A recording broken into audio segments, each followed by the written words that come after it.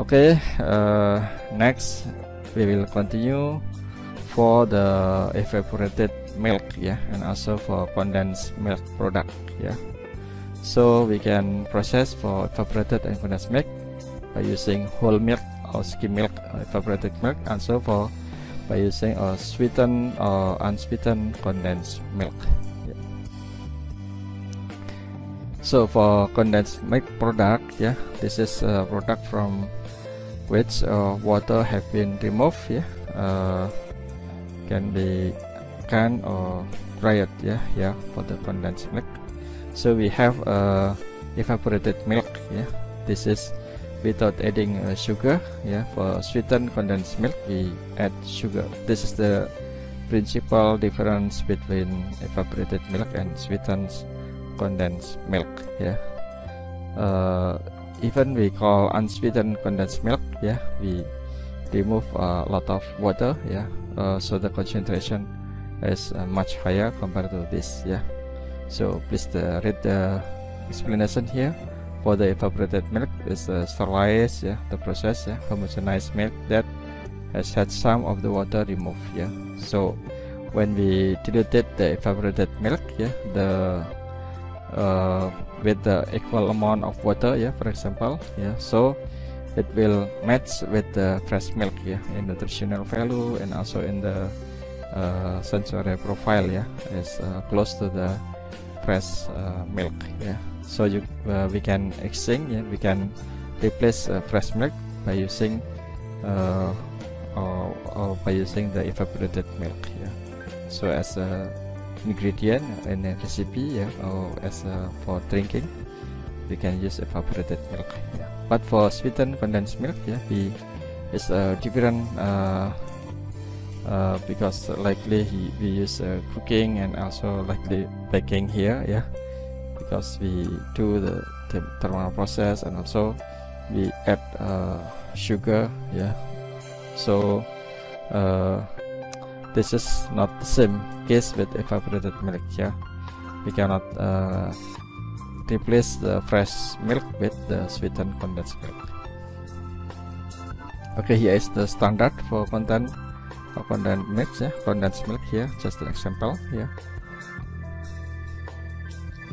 And for the concentrated milk, there are evaporated milk, and sweetened condensed milk and non-fat dairy milk powder, also, but here we can there's a little bit difference, because here is dried product, here is still liquid but high concentration, that we call concentrated milk,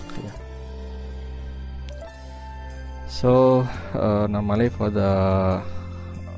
producing evaporated milk, we do the principal process is evaporation process, by using vacuum evaporator, normally when this is I think for the physical data for water, water properties.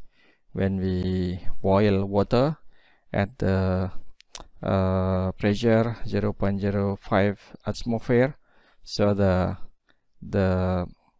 boiling point of water just only 32.6 degrees Celsius, at the 1 atmosphere, around 99.1 degrees Celsius. That may be some we call 100 degree, to make easy, but if we have a vacuum, for example here, 0.5 atmosphere, so the boiling points become 80.9 degrees Celsius. So this is why we use a vacuum evaporator to minimize the boiling point of water, so the water is easy to evaporate it,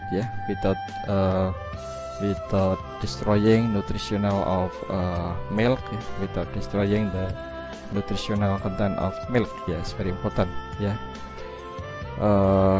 so at the opposite, when we use the high pressure, here is by using lowering pressure, by lowering pressure with vacuum, is the example. We can decrease the boiling point. At the opposite, when we do the higher pressure, for example in the retort process, yeah, we do more than for example 1.5 or 2 atmosphere like this, yeah, so the boiling point become increase, yeah, higher than 100 degrees Celsius. For example, this is why we can do at the 121 degrees Celsius, yeah, at the high pressure or retorting, yeah, to get the boiling point of water 121 degrees Celsius. So that is the product type evaporated milk, yeah. So because here the evaporation makes until water to solid ratio, yeah, is 3 to 1 or 2.5 until 4 to 1. This entering, yeah, entering is this, but generally 3 to 1 the ratio, yeah. And here the fat content is around more than 7.5%, yeah, because that is the higher concentration. And the total solid, yeah, including fat, is 25.5%, yeah. And here the milk, there is evaporated milk, yeah. Then there's evaporation, homogenization, and sometimes we use stabilizing salt, yeah. Yeah, what's the stabilization salt? Is to get the stabilization of product, yeah, no separation of phase, yeah, like this, yeah. Here's stabilizing salt. What is the stabilizing salt? Yeah, like little little bit phosphate, yeah. Okay, there are two type of so this is for evaporated milk, yeah, just by using the vacuum evaporation. And for the sweetened condensed milk, yeah, this we do also evaporation, but also by adding sweetener here. Sweeten mean make with the sugar, yeah, sugar addition. There is two method, yeah, traditional method and modern method, yeah. For the traditional method, we use the fresh milk normally, yeah. And for the modern method, yeah, we use by using the milk reconstitution milk, yeah. So the stabilizing salt here, same, yeah, with the evaporated milk, yeah. Normally we use phosphate. Here is we use potassium phosphate, yeah, to make the milk smooth and creamy, yeah, just to stabilize the mouthfeel of milk, yeah. So the also there is in the condensed milk, yeah, we use also the pass in the UV light, yeah. This is to fortify the vitamin D, yeah, so to change vitamin D into vitamin D. And also for the still the traditional method. And so we also normally do the aseptic packaging, yeah. If sterilized can, then vacuum seal, yeah. Okay, in the sweetened condensed milk, yeah, we have to measure about the solid content, yeah, around 30 to 40% solid content. And here the milk, yeah, it's very important to keep the 40% powder lactose crystal, yeah, inoculated with we do the inoculated lactose crystal is to induce, yeah, to induce the crystallization of lactose, yeah.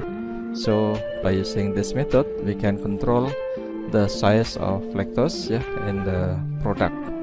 So this to control the crystallization of lactose, yeah. We don't want the lactose crystal have a big size, yeah, because if the too big size of crystal make sandiness, yeah, or maybe like feel like the flour. So here the lactose crystal size, yeah, that we have, so we have to control, yeah, the maximum, yeah, 10 micrometer. Yeah, even at 15 micrometer is still undetectable, but here when we get lactose crystal at 15 micrometer, it's very easily maybe to aggregate. Yeah, and so if there is aggregation of lactose crystal, yeah, become bigger the crystal size, yeah, until 18 or 30. So the filling is likely flour. Yes, so likely flour. And if the crystal size is more than 30 micrometer, we get likely there is sandiness, there is sand inside the condensed milk. It's not good. Yeah, it's not good quality, it's not good feeling. Yeah, to consume condensed milk with the sandiness, yeah, sand-like feel. Yeah.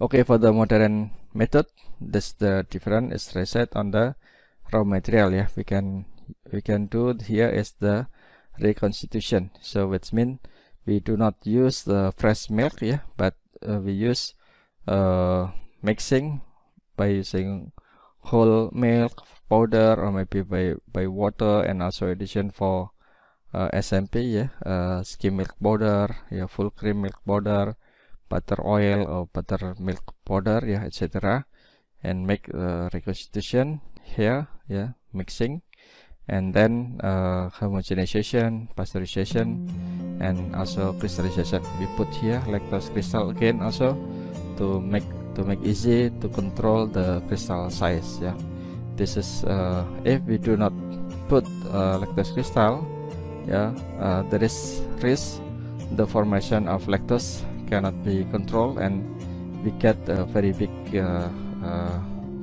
lactose crystal size. So this is important to make that we have to induce the crystal. That sometimes we can call here as seeding. Yeah, seeding to make as the nucleus of the crystal. Yeah, to induce. Yeah, to make easy the formation of lactose crystal.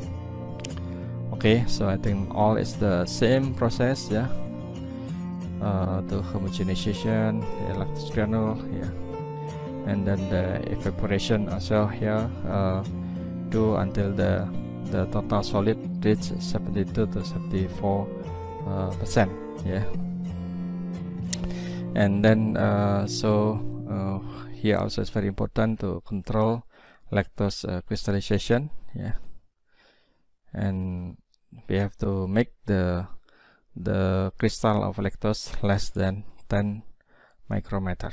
Yeah, and for the sweetened condensed milk also it's very important to check the viscosity, yeah, and the fat separation, and also the chemical quality parameters. Yeah, so normally the sugar content of sucrose, yeah, that's expressed as the percentage of SWR, yeah, sucrose water ratio, is very important. Yeah, the ideal for sugar water ratio value is 62.5 to 64%. So the sucrose to water. Yeah.